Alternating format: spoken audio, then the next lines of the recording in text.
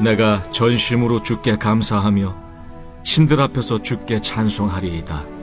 내가 주의 성전을 향하여 예배하며 주의 인자하심과 성실하심으로 말미암아 주의 이름에 감사하오리니, 이는 주께서 주의 말씀을 주의 모든 이름보다 높게 하셨습니다. 내가 간구하는 날에 주께서 응답하시고 내 영혼에 힘을 주어 나를 강하게 하셨나이다. 여호와여, 세상의 모든 왕들이 주께 감사할 것은 그들이 주의 입의 말씀을 들음이오며, 그들이 여호와의 도를 노래할 것은 여호와의 영광이 크심이니이다. 여호와께서는 높이 계셔도 낮은 자를 굽어 살피시며 멀리서도 교만한 자를 아심이니이다. 내가 환난 중에 다닐지라도 주께서 나를 살아나게 하시고 주의 손을 펴사 내 원수들의 분노를 막으시며 주의 오른손이 나를 구원하시리이다. 여호와께서 나를 위하여 보상해 주시리이다. 여호와여, 주의 인자하심이 영원하오니 주의 손으로 지으신 것을 버리지 마옵소서.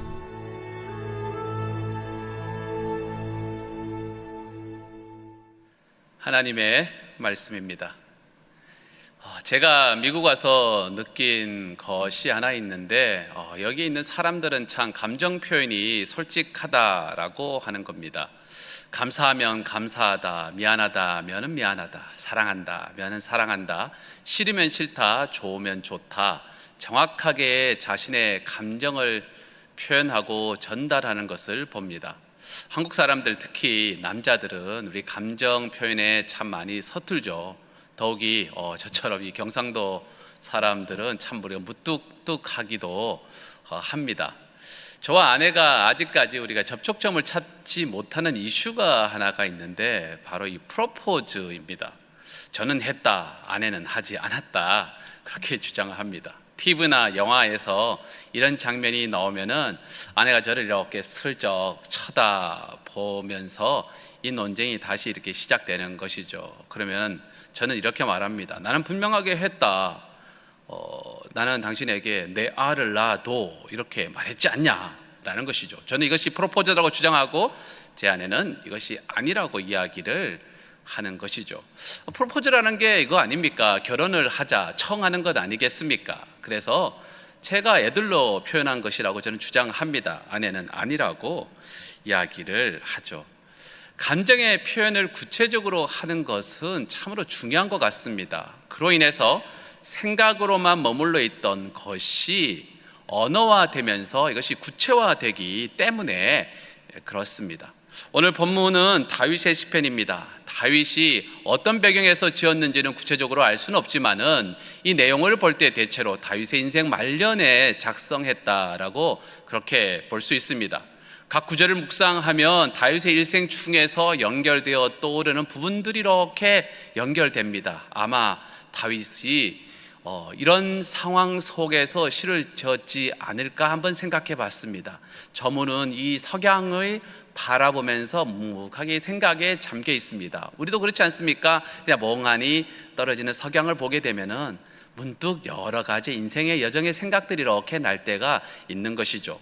아마 다윗이 그러지 않았을까, 그렇게 한번 생각해 봅니다. 자신의 인생의 여정이 필름처럼 돌아갑니다. 다윗의 인생은 우리도 너무나 잘 알고 있지 않습니까? 왕이었지만 늘 쫓겨다니는 인생이었습니다.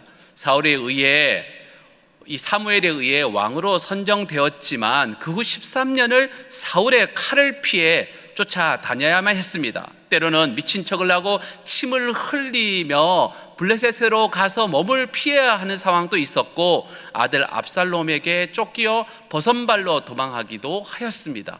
그런 고비마다 하나님께서 도와주셨기에 이렇게 표현하지 않을까 생각해 봅니다. 어떤 상황에서든 오늘 본문의 시인 다윗은 하나님께 감사하고 전심으로 찬양을 합니다. 다윗은 1절에서 이렇게 고백합니다. 내가 전심으로 주께 감사하며 신들 앞에서 주께 찬송하리이다.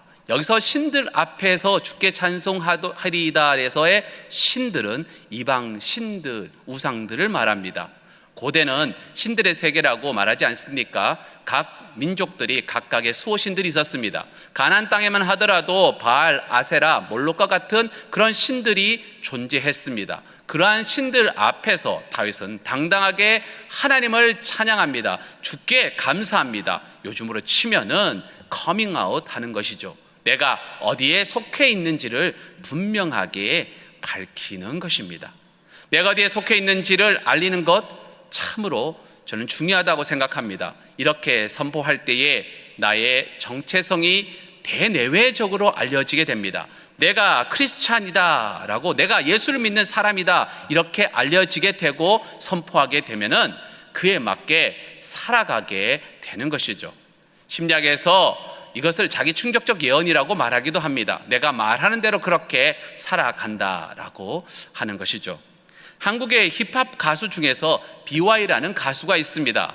제가 이 장르는 잘 모르지만 이 친구에 대해서는 관심을 갖고 계속해서 이렇게 봐왔던 우리 가수입니다. 정상급 힙합 가수이고 상당한 랩 실력을 가지고 오고 보여주는 가수이기도 합니다. 그가 쓴 곡 그날에라고 하는 곡이 있는데 이 가사를 보면 참 놀랍습니다. 가사의 내용은 이렇습니다. 내 아버지 주께 감사함으로 나는 오늘도 찬양 올려드려. 수많은 억압의 벽들이 날 막아도 주만을 위해 기다리지. 영광의 날을, 오 그 날을 하나님 받아 주소서. 이 BY라는 가수는 CCM 가수가 아닙니다. 대중음악을 하는 힙합 가수입니다. 그런데 그는 자신의 정체성을 분명하게 음악을 통해서 혹은 방송의 인터뷰를 통해서 꾸준하게 당당하게 밝히고 있습니다. 힙합을 하는 사람들 사이에서 이 플렉스라고 하는 것이 있습니다. 자랑하는 문화인데요. 비싼 차를 보여주거나 멋진 집에서 있는 거나 혹은 고급 액세서리를 이렇게 시계를 차고 목에다 큰 액세서리를 걸치고 있는 모습들을 보면서 이렇게 다니면서 노래하고 하는 것들을 볼 수가 있을 것입니다. 그런데 이 다른 가수들의 이렇게 자랑할 때에 BY는 자신이 하나님과 약속하여 11조하는 것을 말합니다. 언론뿐만 아니라 방송에서 나와서 이렇게 그것을 끊임없이 이야기하는 것이죠. 물론 이런 것까지 이야기를 해야 되는가라고 말할 수도 있겠지만은 이 친구만의 표현하는 방법인 것이죠. 나는 크리스찬이라고 선포하는 겁니다. 다윗이 이렇게 전심으로 하나님께 감사하고 찬양하는 이유가 연이어올 말씀 속에서 나타나고 있습니다. 3절의 말씀입니다. 내가 간구하는 날에 주께서 응답하시고 내 영혼에 힘을 주어 나를 강하게 하셨나이다. 아멘. 첫 번째로 우리의 기도에 하나님께서 응답하시는 분이시기 때문에 다윗은 전심으로 찬양하고 감사한다라고 이렇게 선포하고 있습니다. 기도, 간구하는 것, 우리의 부족함이 있고 스스로 해결할 수 없기 때문에 하나님의 은혜에 기대함을 말합니다. 그런데 하나님께서는 그 기도에 응답하신다는 것이죠. 그런데 단순하게 응답해 주신 것이 아닙니다. 내 영혼에 힘을 주어, 우리의 영혼에 힘을 주어 우리들을 강하게 하신다라고 말씀하시는 것이죠. 저는 참 이 부분이 너무 좋습니다. 간구하는 문제에 대해 해결을 딱 이렇게 결과물을 주시는 것이 아니라 우리로 하여금 앞에 닥칠 문제들을 해결할 수 있도록 우리의 영혼을 좌절하지 않고 낙심하지 않으며 문제를 회피하기보다는 맞설 수 있는 용기를 주셔서 이 문제를 해결할 수 있게 하신다는 것입니다. 그로 인해서 우리는 강해지는 것이죠. 고기를 주는 것이 아니라 고기를 잡는 방법을 알려주어 고기를 잡게 하신다는 것입니다. 저는 이 구절을 묵상할 때에 다윗의 수많은 전투 중에서 다윗과 골리앗의 싸움이 생각났습니다. 골리앗 얼마나 두려운 존재입니까? 다윗의 두 배나 되는 키를 가지고 있습니다. 엄청난 장수입니다. 이스라엘의 어떤 장수도 병사도 골리앗 앞에서 나서지 못했습니다. 그런데 다윗의 마음에 하나님께서 용기를 주셔서 담대하게 골리앗 앞에 나서게 하셨습니다. 그 과정 속에서 이미 성장은 이루어지는 것이죠. 싸움의 결과가 중요한 것이 아니라 그 자리에 서게 되는 과정에서 다윗은 성장이 이루어진 것입니다. 하나님께서는 우리에게도 동일하게 역사하십니다. 우리가 기도할 때 하나님께서 들으시고 응답하십니다. 단순하게 응답만 하시는 것이 아니라 우리 영혼에 힘을 주셔서 강하게 성장시켜 주십니다. 그래서 나중에 어려움이 오더라도 이겨낼 수 있게 만들어 주시는 것이죠. 현재 우리 교회가 처해진 상황은 어렵습니다. 이미 담임 목사님께서 쓰셨던 그 메시지를 통해서 상황을 다 아시겠지만 이 상황 지금 쉽지 않은 상황이기도 합니다. 그렇지만 이 시간을 통해서 하나님께서는 우리를 더욱 강하고 담대하게 성장시켜 주실 줄로 믿습니다. 지난 어려운 시간을 우리는 잘 넘겨왔습니다. 그러면서 하나님께서는 연합교회를 성장시켜 주셨습니다. 잠시 지금 어려움이 있지만은 기도하며 하나님의 도우심을 구할 때 다윗이 오늘 본문에서 고백한 하나님, 나의 기도에 응답하시고 내 영혼에 힘을 주시어 나를 강하게 하신 하나님을 동일하게 우리도 고백할 수 있는 은혜가 있을 줄로 믿습니다. 다윗이 하나님을 전심으로 찬양한 두 번째 이유는 하나님께서 우리를 굽어 살피신다는 것입니다. 6절의 말씀입니다. 여호와께서 높이 계셔도 낮은 자를 굽어 살피시며 멀리서도 교만한 자를 아심이니이다. 다윗은 4절과 5절을 통해서 세상의 모든 왕들이 하나님의 말씀을 듣게 되면은 하나님을 찬양할 수밖에 없음을 선포합니다. 하나님께서 이 세상을 통치하시고 운행하시는 신비를 깨닫게 될 때에 세상의 어떤 왕이라도 하나님을 찬양하지 않을 이유가 없다고 선포하고 있습니다. 세상의 왕들일지라도 찬양하고 경배하는 하나님께서 다윗을 섬세하게 바라보시고 계신다는 이 사실을 다윗이 깨달았기에 그는 전심으로 하나님께 감사하고 찬양합니다. 높은 곳에 계셔도 낮은 자를 굽어보시며 멀리서도 교만한 자를 아신다는 것은 하나님께서 우리의 삶을 정통하게 꿰뚫어 보신다라고 하는 것입니다. 한마디로 하나님께서는 다 아신다는 것이죠. 이것을 인식하는 것은 참으로 중요합니다. 담임 목사님께서 설교 시간에 말씀하셨듯이 하나님께서 안다는 것은 한편으로는 힘이 되고 다른 한편으로는 부담으로 작용하기도 합니다. 말 못할 어려움과 고난 속에 있는 분이라면 하나님께서 아신다, 다 아셔, 이 한마디가 참으로 힘이 될 겁니다. 그래, 하나님이 다 아시니까 좀만 참고 인내하자, 이런 용기와 인내가 생기는 것이죠. 반대로 드러내지 못할 일을 하거나 음란한 마음을 먹었을 때에 다 아셔라는 말은 두려움으로 다가올 것입니다. 그렇기 때문에 하나님께서 다 아신다는 것은 우리에게 너무 중요합니다. 어떤 것이든 우리를 올바른 길로 인도하시기 때문입니다. 다 아시기 때문에 용기를 얻고 힘을 얻고 살아갑니다. 다 아신다는 사실을 의식하기 때문에 사망의 음침한 골짜기로 가지 못합니다. 하나님께서는 그 마음에 두려움을 주셔서 돌리시기 때문입니다. 시편 23편에서 다윗의 표현처럼 지팡이와 막대기를 가지고 아니하시기 때문에 사망의 음침한 골짜기로 가지 않게 만드시는 것입니다. 중요한 것은 이 사실을 깨닫는 것이죠. 그래서 마귀는 우리로 하여금 하나님께서 다 아신다는 사실을 자꾸 잊어버리게, 망각하게 만듭니다. 도둑질하는 사람들의 대부분은 재범자들이 많습니다. 그들이 다시 도둑질을 하는 이유는 과거에 잡힌 것을 잊어버리고 나는 이번에는 안 잡힌다라고 하는 그 교만함이 있기 때문이라고 합니다. 마귀는 우리를 그렇게 만듭니다. 괜찮다, 모를 거야. 그렇기 때문에 지속적으로 말씀을 듣고 이 하나님의 말씀에 예배하고 예배의 장소에 나오는 것, 그 자리 현장에 노출되는 것이 너무너무 중요하다는 것이죠. 다윗은 7절에서 하나님의 강력한 도우심에 대해 고백을 다시 한번 합니다. 7절의 말씀을 우리가 다시 한번 함께 한 목소리로 읽어보겠습니다. 내가 환난 중에 다닐지라도 주께서 나를 살아나게 하시고 주의 손을 펴사 내 원수들의 분노를 막으시며 주의 오른손이 나를 구원하시리이다. 아멘. 다윗의 신앙 고백입니다. 수많은 전쟁을 경험했습니다. 그중 가장 위험했던 상황은 아들 압살롬이 쫓아왔을 때였을 것입니다. 압살롬에게 쫓겨 죽음이 바로 다윗 앞에까지 왔습니다.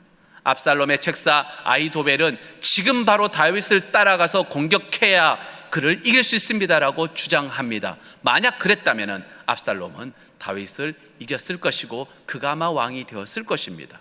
그러나 다윗의 지원자였던 후세가 위장을 하면서 압살롬에게 갑니다. 그리고 그는 이렇게 이야기합니다. 다윗을 바로 따라가는 것이 아니라 조금 숨을 고른 다음에 쫓아갑시다 라고 말합니다.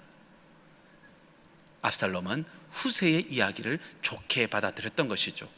그러니 해서 다윗은 살아났습니다. 이 외에도 수많은 위기의 순간들이 있을 것입니다. 그러한 상황에서 하나님께서는 손을 펴시고 원수의 분노를 막아내시며 오른손으로 구원하여 주셨습니다.